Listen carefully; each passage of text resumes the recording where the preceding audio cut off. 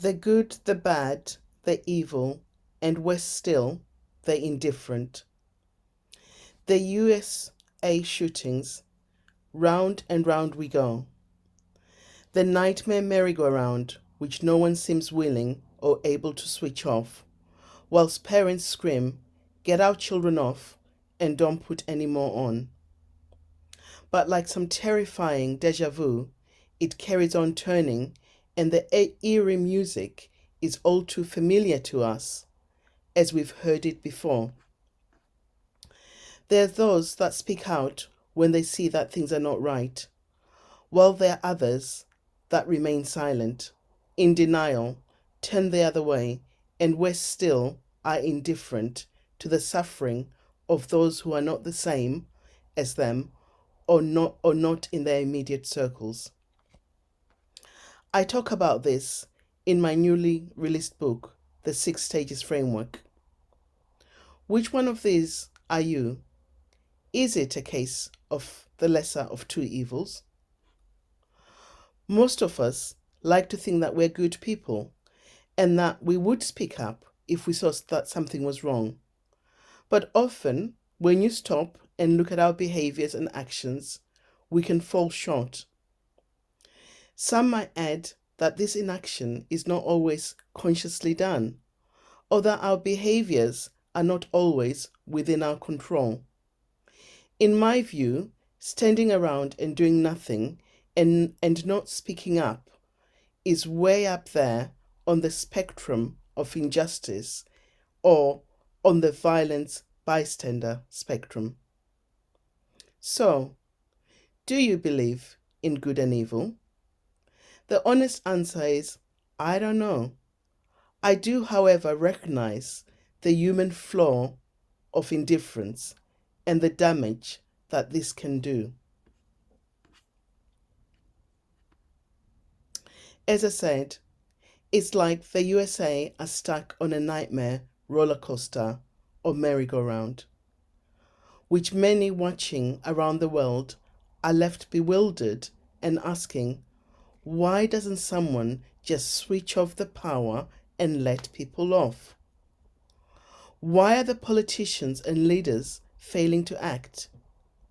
Why are they putting politics, wealth, and their positions above the lives of little children?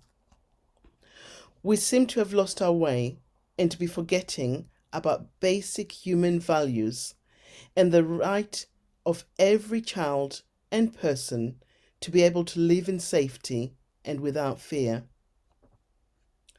But the truth is, these failures affect us all. And as I asked in my recent post on Twitter and LinkedIn, what would you do if this happened to you? Some say it's difficult to look out for signs and symptoms and behaviors which indicate this kind of behavior. They say the following: you hear that the shooter was a bully and that he was depressed or suffered from mental illness. But lots of people are bullies and suffer from mental illness. It doesn't mean they're going to shoot anybody. Lots of people are angry, but it doesn't mean they're going to shoot anyone. Many people play video games, but they don't turn to violence. Some say it's disingenuous to say look for the signs. But what they don't realize is that you're not just looking for one sign, but you're looking at an interaction of signs and symptoms. And this has to be done by people who are skilled at understanding behaviors. Surely the key here is that this young man had made threats and told people he was planning something. This is really important and maybe should be viewed as a sign.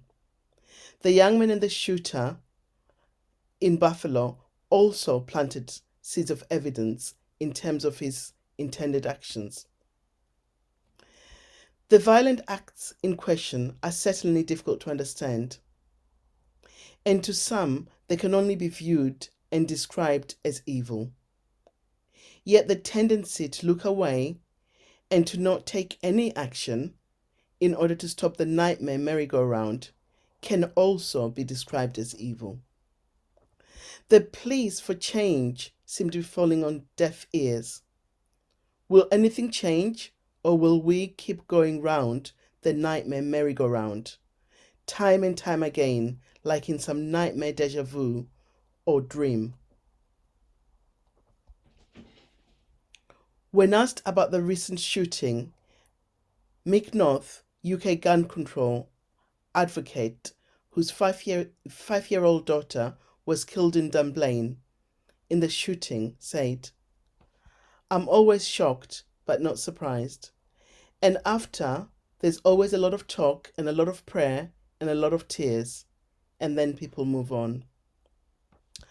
I think sometimes turning a blind eye to the suffering of others, whether this is in terms of racial injustice or violence against children or women, or discriminations against other groups, is way up there in terms of undesirable behaviors, and some may indeed call it evil. Where is our compassion? Where is our empathy? And where is our humanity? Is it really a case of every child, man or woman, for him or herself? So I ask you, how are you coping hearing about the events and the violent acts and massacres? Is it right to use the word evil? Why is it that we don't have language to talk about these things? What about leadership? Why is it that the leaders seem to be failing in dealing with these issues? As more and more evidence comes to light about the tragic events in Uvalde, it is even clearer that many questions remain, and everyone is screaming, "Stop! No more inaction! Stop the nightmare merry-go-round!" And we need to do better. Our children and all children deserve better. All children's lives matter. All children deserve to be protected and not left asking, as one young survivor did when she found out that the police had been outside for an hour before coming into the school. Why did they not come in to save us? After writing this podcast, I woke up in the middle of the night thinking about it. So here's a message of hope.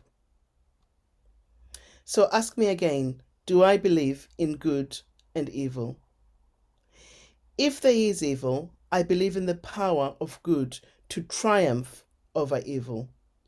And this begins by very small everyday acts that each of us can take, starting with casting away indifference and caring about our fellow human beings. We can show this by speaking out and pressing for change, even if we're not immediately affected and are not the ones who are suffering. By showing compassion for everyone, even those that are different from us, or those that are in different neighborhoods, and those who are in communities thousands of miles away, we can all begin to make some difference. Hashtag, indifference is not a good look. Hashtag, we need more compassion.